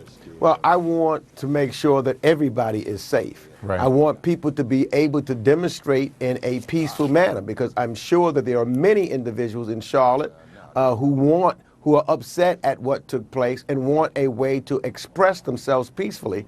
And I don't want those that are expressing themselves in a violent way deprive those who want to express themselves in a peaceful way to be deprived from it. Mm-hmm. I want those individuals, because I think those voices do need to be heard because of what has taken place throughout America with regards to police and shootings, etc. I want those peaceful voices to be heard. So I want to drum out these bad ones. I want them out of there so that the peaceful ones can protest peacefully, and we can try to make a change, a real change, in the criminal justice system. The neighbor of Mr. Scott, of the Scott family, Yolanda Haskins, I'm sure you heard her, she was just on saying there should be an economic boycott of Charlotte. What do you think of that? Well, I think that is a peaceful means of expressing what you want. I mean, already in North Carolina, we've seen where the National Basketball Association and other events, because of some laws that they have passed, we clearly discriminate against others, and so there's been an economic boycott in that regard. And so maybe there should be a further economic boycott, until if we don't have transparency. But again, we need to get all of the facts in this particular issue and make sure that we know what they are. And I believe that it is important for the Attorney General of the United States now to utilize her power to get involved in this and not just leave it to the local municipalities and the local police. Okay. Thank you very much. I appreciate it. I want you to stand by, Congressman, because I want to, on the phone now is Congressman Robert Pittenger of North Carolina. You have been watching this. You're listening to Congressman Meeks as well. Can I ask you about, first of all, your initial reaction to what's going on tonight, and then I'll continue the questioning. Well, it's tragic. It's sad. Of course, the loss of life is grievous, and I share the burden for the family. But I can say that watching the demonstration, watching the outrage, the looting, the violence, it's totally out of context of reality. We haven't seen the evidence. The CMPD, I've worked with them for 25 years. I've ridden shotgun with them on many occasions from the 10 p.m. to 6 a.m. hours. And I know what they go through, and this is true for law enforcement throughout the country. Mm-hmm. So, what we've seen now is just totally unacceptable. Yeah. Where is Martin Luther King today? Where's the spirit of Martin Luther King? We cherish him in his memory every February, and we honor him. And yet, where's the spirit of that? Where's the leadership that it calls out? Where the pastors and the lay leaders and the political leaders who are just insisting that people convey their concerns in a peaceful way, and they look with some reason of hope, but also trust. Mm-hmm. The CMPD, the Charlotte Mecklenburg Police Department, they're there to protect everybody. Mm-hmm. Our chief of police is a wonderful man, an African-American man. The man who shot the young man, he's African-American. This is not a black-white racial issue, as been described by some. To boycott, as one person said, because of the discrimination. Where's the discrimination? This is nonsense. Mm-hmm. We need for truth to prevail, for truth to come out, but we need for people to walk in integrity. And for those who have come in now to agitate and to try to bring disorder and more violence and to raise the level of concern, where is the measured voice of the President of the United States? Where is the measured voice of the head of the Justice Department, our Attorney General? These are leaders for the African-American community. Where is their thoughtful response to bring calm, to bring assurance? The justice will prevail. It has prevailed in the past. We have found out the facts in other communities. And the facts, when they were found out, didn't line up with the hysteria and the untruths that were being said from the outset. So, let's bring truth into this dialogue. Mm-hmm. Let's honor the integrity of those who seek to protect the entire community. I love these men and women. I know many of them very well. I've worked with them for a long time, and I appreciate the leadership of our law enforcement. We need to appreciate the fact that they're working on everyone's behalf. Congressman, this is your district, and we can tell that you're very passionate about this. It's very close to home. And you have to say earlier that you called in the interim as we try to figure out what's going on here, that we need every African-American pastor, as you said, and leader to rise to the challenge and speak with a sound system to this group of protesters calling for restraint and to be respectful in their protests. And again, you mentioned in your response earlier that Reverend Dr. Martin Luther King Jr., he would be proud of that kind of thoughtful discourse and leadership, you said. I want you to stand by because I want to bring in the governor of North Carolina, Pat McCrory. Governor, you declared a state of emergency moments ago. Why? The chief of police requested that additional assistance. We've been preparing since 8 o'clock this morning for deployments to Charlotte in case this type of incident happened. And I was in conversations with the mayor and police chief throughout the day. And due to our state protocol, it's up to them to ask the governor for a state of emergency. So we're on standby waiting for that. And we got it about 15 to 20 minutes ago from the chief. So State Highway Patrol troopers are there in Charlotte. What are their orders? I'm gonna let the chief of police help give those orders and help them deploy it. I think most of the assets usually in these circumstances are to protect buildings and assets. So the Charlotte Mecklenburg Police Department can actually work the street, clear the street, the sidewalks, and make the appropriate arrest when necessary.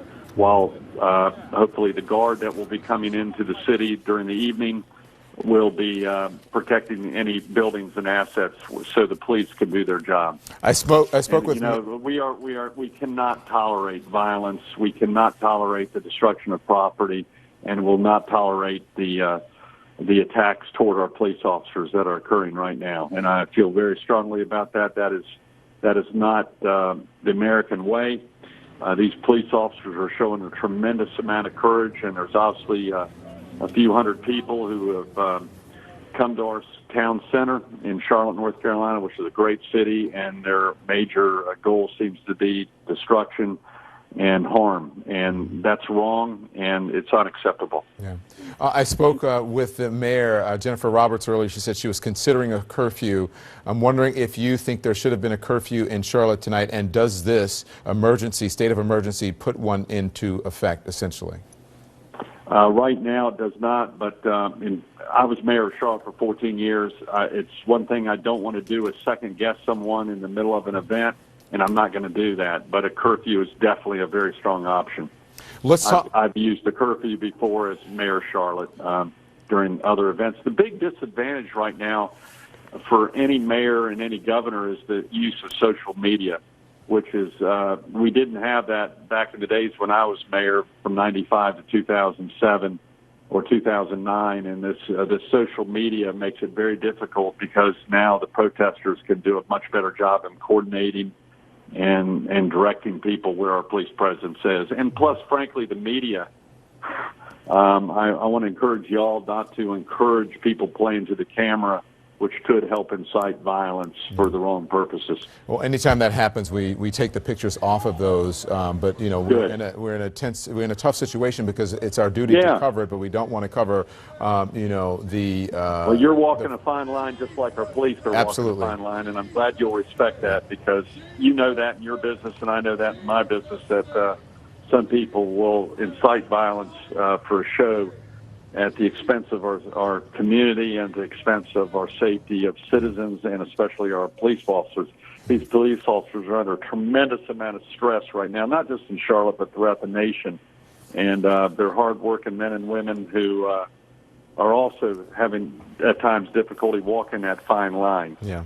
And it's a life and death fine line.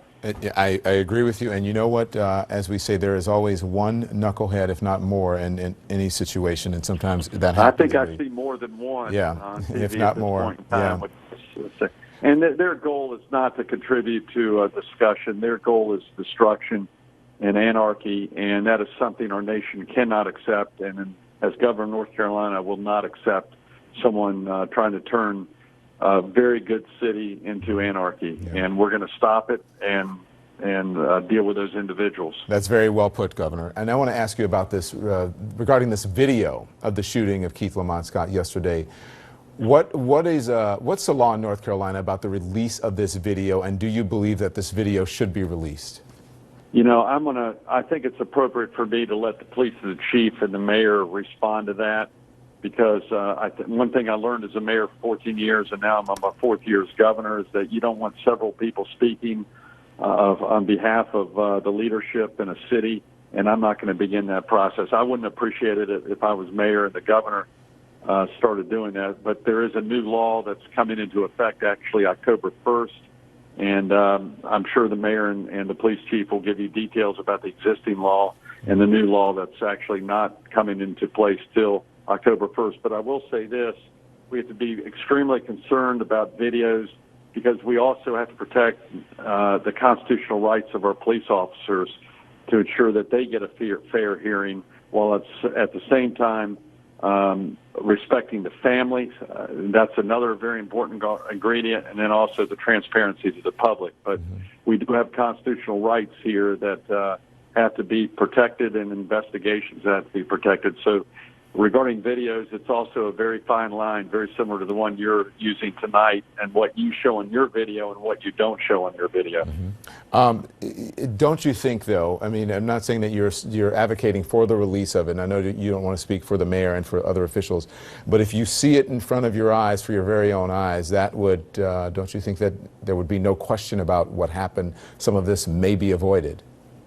Well, one thing that I've learned in this business for now 25 years as a city councilman, chairman of the Public Safety Committee, as a mayor for 14 years, now as a governor for 3, one viewpoint of a video doesn't often always tell the whole story. The angles can make a difference, and the not hearing often in the video, so that the complexity, the video is one piece of evidence and we have to be very careful. And then I go back to the constitutional rights of our police officers, which you also have to protect. Yeah, and it's a very delicate line that we as society are dealing with all the new media that is available. And in one respect, it can be used to a very great positive thing for our public.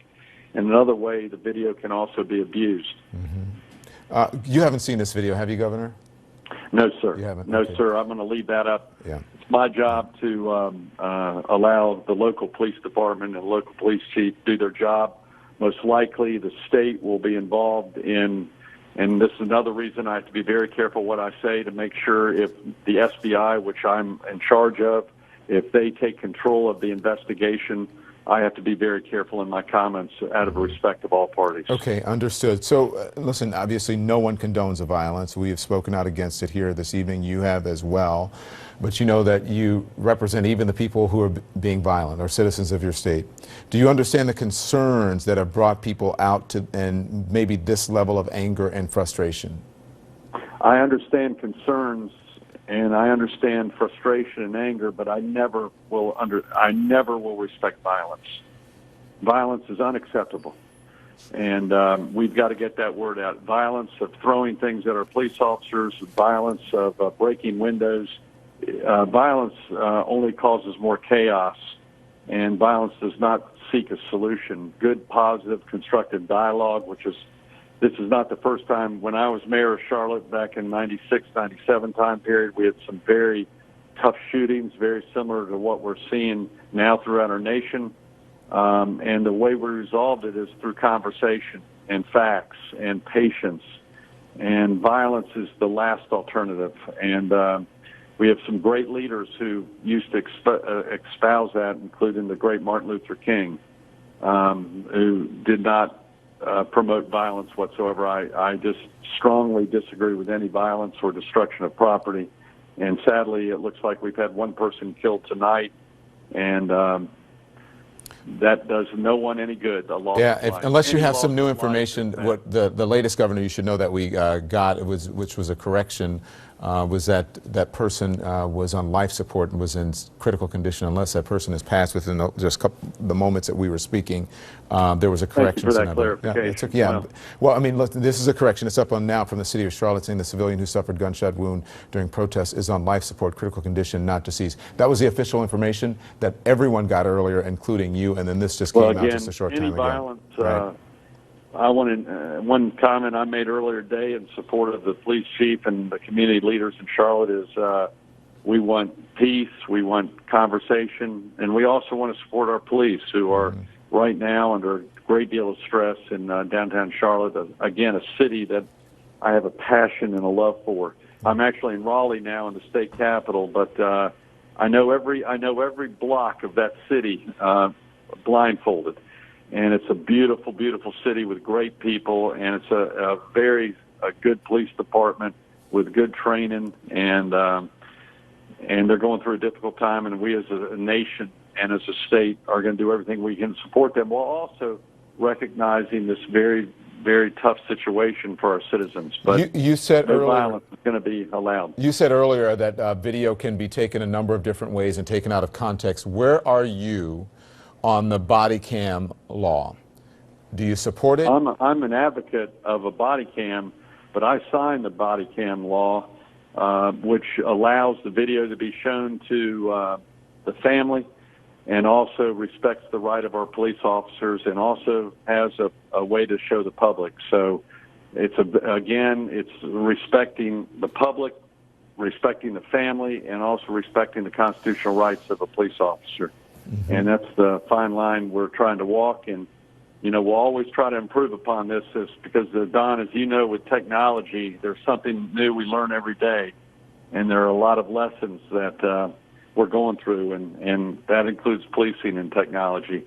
And there are also issues of, there are a lot of issues regarding the privacy of other people in videos. Why not release it to the public, though? Because, you know, the State Attorney General and the ACLU are upset that it blocks it from the public viewing. Don, I've got to respect the constitutional right of our police officers and also the investigation. And we're also. What about the constitutional right of the citizens, though? And I'm going to protect a person's constitutional right at the same time. And the constitutional right of the citizen? Absolutely. In fact, some citizens in videos we might need to protect also in videos. Yeah. Because a lot of times we have innocent people within a video, videos that might be in domestic violence disputes and so forth. Listen, Don, I got to get back to work. I've got a lot of work. Governor, before you go, I know you have to go, but can I ask you one question? Yeah, I got a lot of work to do tonight. Okay. Can I ask you one question before you go? One more, and yeah. we got to get to work. Great. A public defender was on the ground. He told CNN earlier that leaders needed to stand up, have Charlotte's leaders. Do you think Charlotte's leaders have been visible enough since this shooting occurred and these protests have started?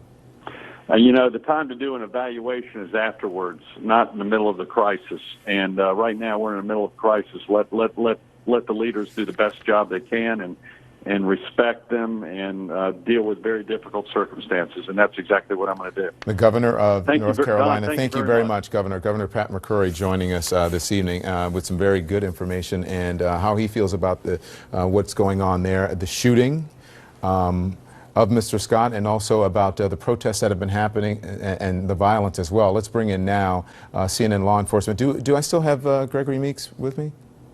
Is Congressman Meeks? No?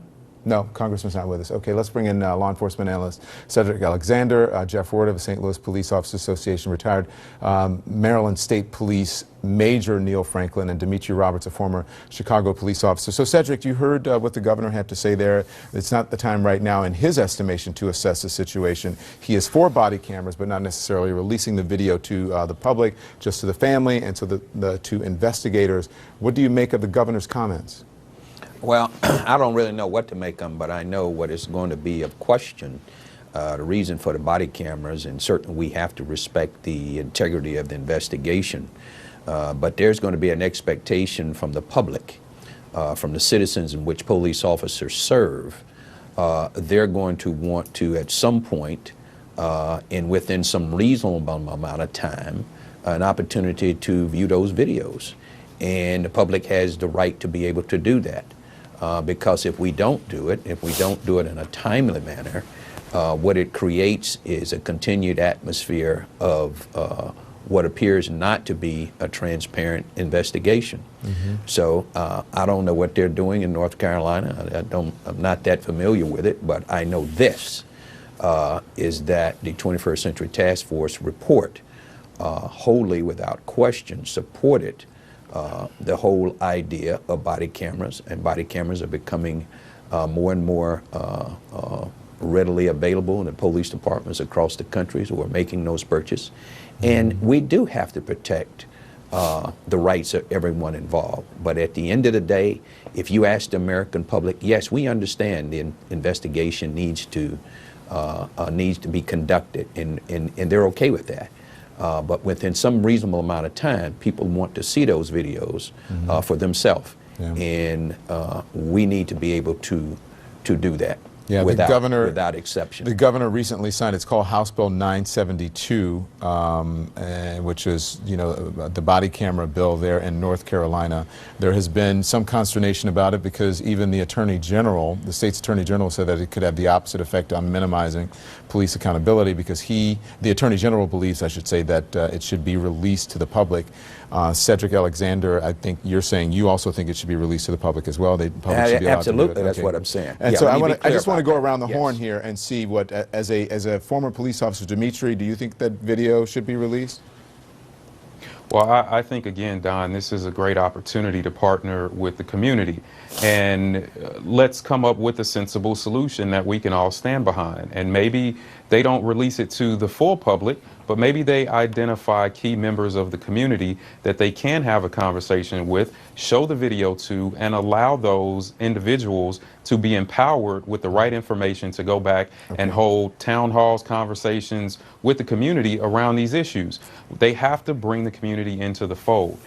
I'm not advocating to completely release the video to the full public, but I am saying bring the community involved, get the community involved, give them a voice, and give them the resources necessary to go back to the community. Jeff Ferrota? Don, law enforcement used to have the luxury of withholding investigative details to protect the integrity of an investigation, but there's a new balancing test. You know, you've got the potential loss of life and property. You've got the undermining of public trust, and you've got this constant possibility of ambush and assassination of police officers when misinformation rules the day and a false narrative fills this void. So yes, law enforcement's got to be more nimble in releasing every bit of evidence available to them, including video. And Neil Franklin, what say you? I agree. Within a reasonable amount of time, it needs to be released. And I think to help with that, the transparency is that we should have a standing policy, maybe at the state level, and this needs to be researched, but maybe at the state level, where all of these deaths at the hands involving our police officers, all of these deaths should have an independent investigation. I think that would be critical. As we continue on to do, should we get to our guest? We want to get to our guest? Oh, okay. I wasn't sure the guest was ready. Stand by, gentlemen. I want to bring in a guest. Her name is Ann Albright. She was at the protest earlier this evening. So, Ann, since you were at the protest, you said you were at a church when you heard about the shooting and you had already left the protest. So tell us about it. You were there, you left, what happened? Yes, sir. Thanks, Don, for having me on. That's Annette Albright. But, yes, I was at the protest earlier. It was very peaceful. I had my granddaughter with me. I stopped and took pictures with the police officers and thanked them for being out to protect the protesters. And then we moved on into Little Rock Church. I noticed that a group came up that was a little more rowdy than the group that was inside. So I heard someone say it's some tension growing. So that group left. They moved on, and it was a much younger crowd. As we were sitting inside of the church listening to the speakers, a young girl came into the church, maybe in her early 20s. She was visibly upset, and she was almost crying. I asked her, was something going on, and she said there had been a shooting at the Omni Center, and the SWAT team had been called in, and things were very chaotic. So I immediately notified the leaders that was in the church that something was going on. I saw one of the county commissioners, let her know what was going on, and she asked me to go find out if something definitely was going on. What do you make of this happening in your city, being there for the protests that happened, and then all of a sudden all this chaos breaks loose in your city? What's going on, Annette? Don, what I think is going on is that we don't have leadership that this crowd that is out here now, that they can relate to, and that someone can get out there with them and give them some direction. And that was my concern all day, was like, okay, we get it. We understand how to protest and demonstrate and have our voices heard in a civilized way. But what happens when the younger crowd joins in? Who's going to lead them? Who's going to instruct them? Who's going to teach them to have a voice without destroying the city? And it was like exactly what I could foresee. That's what's happening. And I was trying to get some of the leaders out of the church to get them out there to this group that was, you know, I saw riding four-wheelers, flipping off the police officers.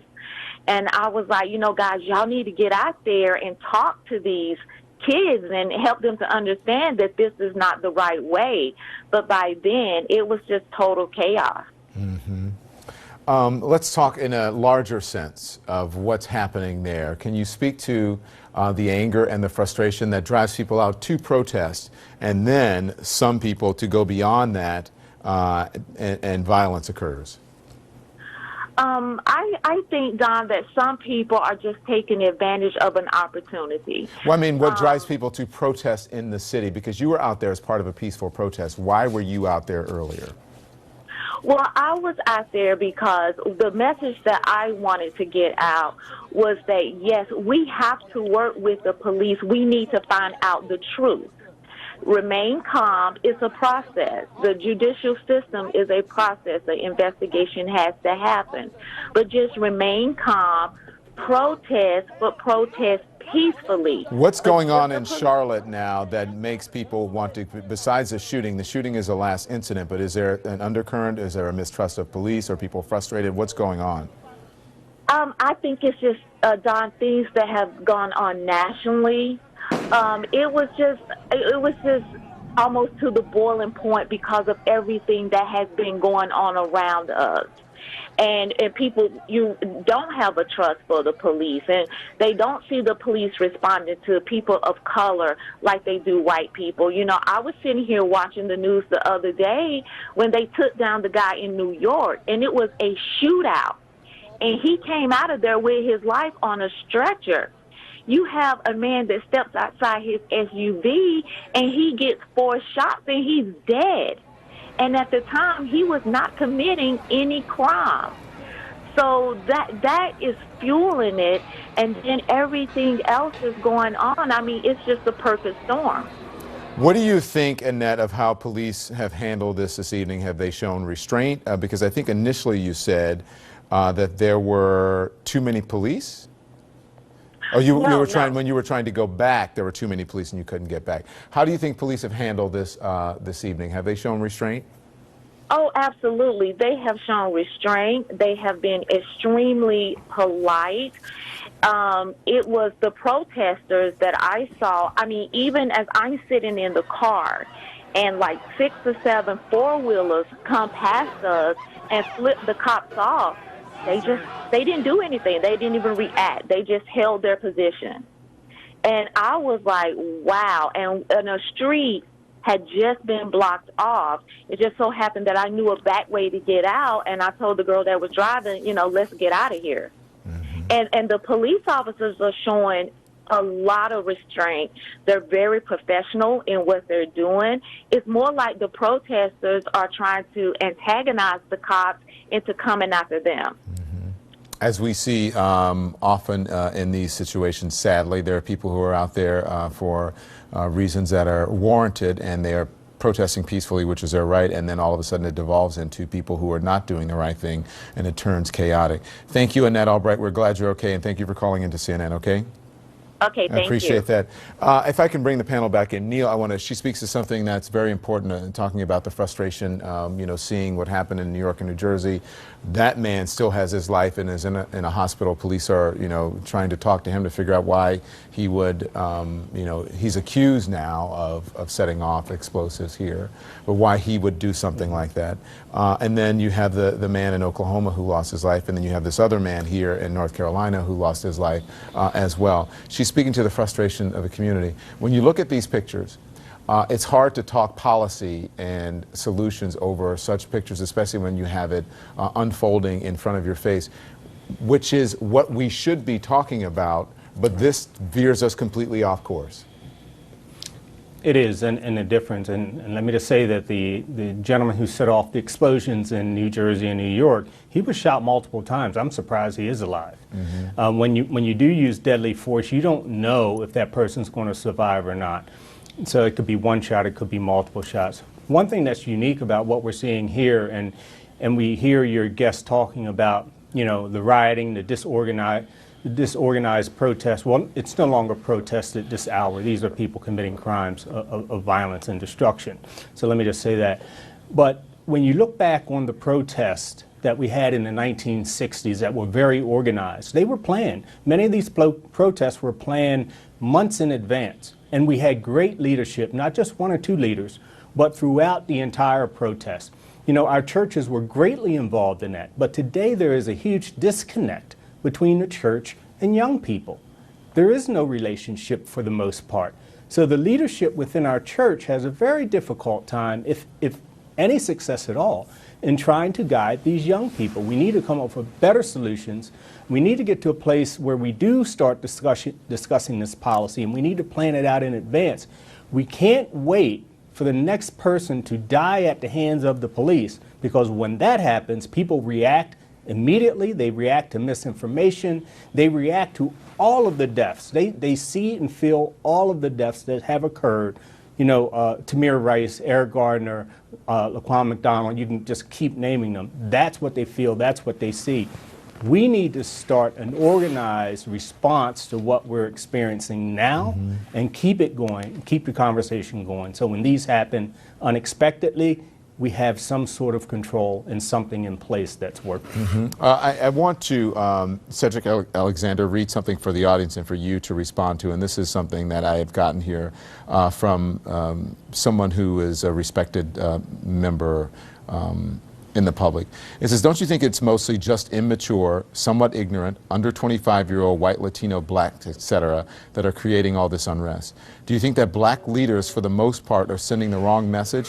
Too bad MLK is not around. If you look at all the protesters, they are young, they need leaders that don't fuel the fire, but ones that give them strength for positive change. Look inward first. Don't always blame others for your problems. Don't ask for help all the time, but you know help is there for those that try. And again, what do you make of those comments? Well, let me say this. You have a number of young people out there that's 25 years in that cohort group, 25 years of age or younger, who are doing some tremendous things in this country and making some tremendous contributions at a whole lot of different levels. And certainly you're going to have the population, many of those young people we see out there tonight, who somehow along the way got disenfranchised, were marginalized, did not have maybe the opportunities they should have had at no fault of their own. However, we have to figure out in many of our very distressed communities who require oftentimes the most police services, we got to figure out how do we put resources and value into those communities where there are opportunities for those young people to do different things. You know, a lot of times you hear people talk about like Black Lives Matter, but they are a group of their time. And even though they may not be as organized and as focused as we would like for them to be, they have made a statement, and some of it appears in some cases to frustrate a lot of people of all groups, but they are of their time. But I think at the end of the day, for all, you know, in all of this, Don, is that we all have some responsibility to help move law enforcement forward. And the men and women we see out there tonight that are doing a tremendous job that they're doing, and across this country, we have to really applaud them, because they're trying to make an environment safe for everyone, even for those that are out there doing dastardly deeds tonight. Those officers are still responsible for their safety. And